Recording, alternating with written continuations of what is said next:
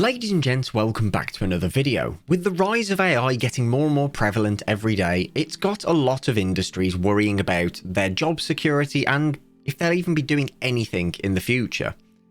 And of course, as a game developer myself, it would be wrong not to talk about game development as an industry. Very recently, a lot of people have been concerned that their jobs may no longer be needed as AI is basically doing all of it. So today we're going to break down what exactly is needed for an AI to take over game development, and potentially if they're already managing to do that today. So sit tight, grab a beverage, and enjoy. Now, to break it down on what components are needed for an AI to replicate a game development studio, well, let's talk about that. Obviously, first up we have narrative, lore, item descriptions, and backstory, which I guess is kind of lore. Secondly, we have 3D models. These are almost essential in every game, provided that it's using a 3D render pipeline. On top of that, we have textures, which are relevant in both 3D games and 2D games. And then last but by no means least, we have animation. Animation is the foundation of almost any 3D game, and it's the thing that really ties the whole experience together. Now, for an AI to replace an entire game studio, or most of the game studio, we need these areas covered. Now, can an AI do all of these? The answer may horrify and surprise you, so let's dive into that. But first, a quick word from our sponsor, Rise. Rise automatically tracks and categorizes your work activity in real time. Working for yourself or working from home can make it extremely hard to manage your work and fun time. God knows I struggle with that. You can improve your focus with Rise's daily scores with in-depth, personalized metrics so you can quantify and track your daily activity. Prevent burnout and build healthy work habits with Rise's automatic break notifications. Some days I sit and play RuneScape for hours on end, and having that notification to take a break is really handy. Try Rise for free and maximize your productivity. The first 1,000 people to sign up using my code Callum Upton, or the link in my description, will get 25% off their first 3 months with Rise. Again, a massive thank you to Rise for sponsoring this video. So let's start off by talking about lore. Lore and narrative is one of the biggest things in any game. It's important, it's the foundation, and it's everything that the game is built around. Or at least it should be, unless it's just some weird Steam asset flip. Now, this is one of the areas that AI has got covered pretty damn well. For today's example, we'll be using OpenAI's ChatGPT. This is a chat AI that literally anybody can use today, and it's free to use, so I encourage everybody to at least give it a go. ChatGPT is a bot that you can have a conversation with that runs purely off of the AI knowledge that it has gained from what it has been fed. And that's the really important bit, what it has been fed.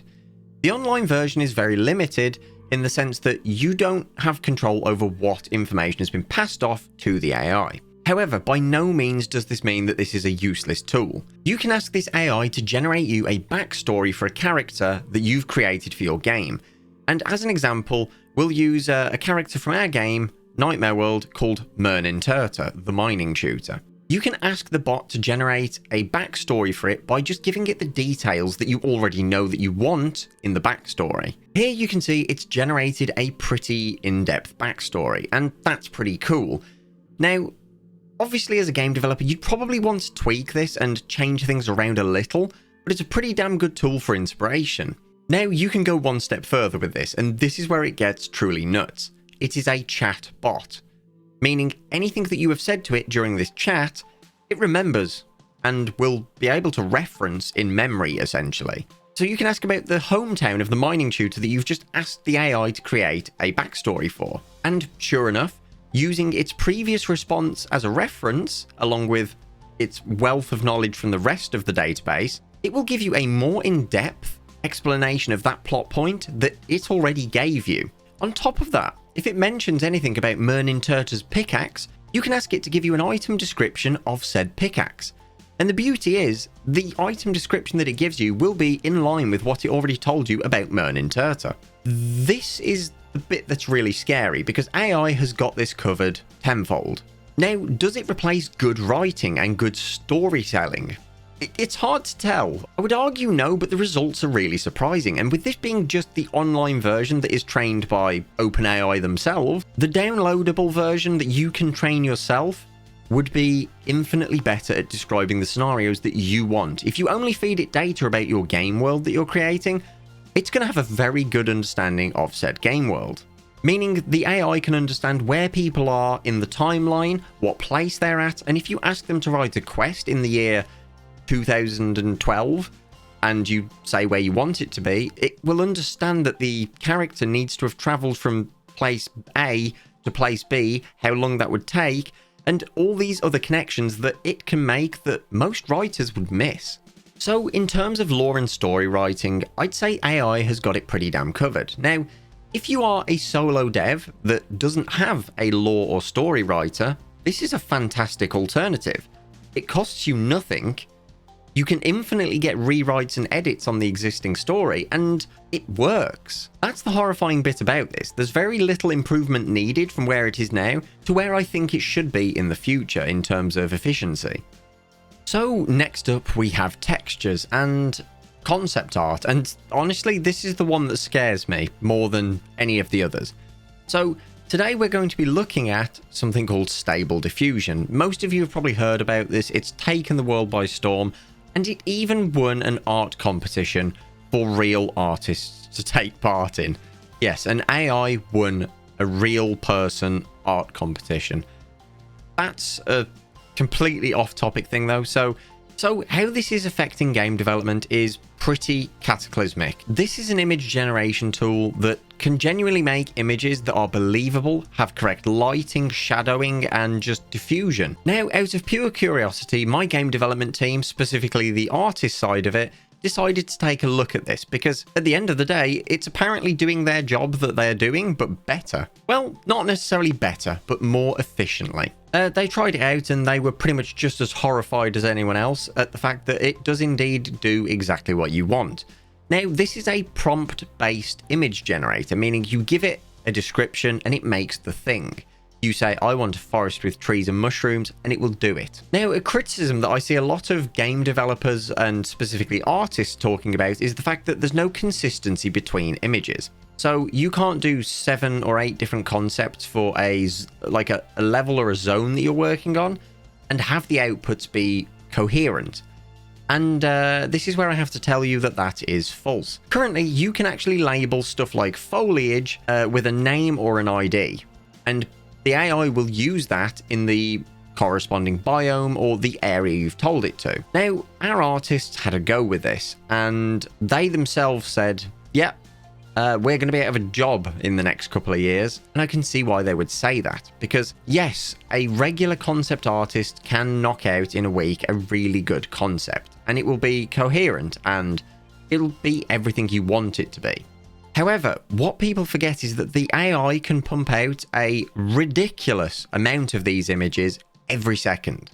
And while only 1 or 2 in 1,000 may match the vague description that you've given, that took them seconds, and you can now tell them to regenerate things similar to that.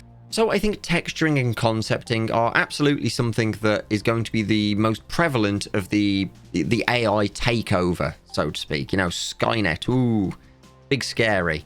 But for all intents and purposes, it does actually do what's needed and can be trained on your own learning model to do specifically what you want. That's the scary bit. So we've decided that we can do writing and lore. We've decided we can do textures and concept art, but can it do 3D models? And the answer to that question is kind of. Currently, the best method to get 3D models from an AI is something called Stable Dream Diffusion. And while it's very new, it's pretty advanced actually. Stable Dream Diffusion is an AI built off the basis of Stable Diffusion. It uses the diffused images and the library that compiles the 3D lighting, shadowing, and diffusion in Stable Diffusion, and it passes them off onto a 3D model generator. So by leveraging a previously mentioned AI that we already covered in the texturing and concept art stage of this, you can see where this is going.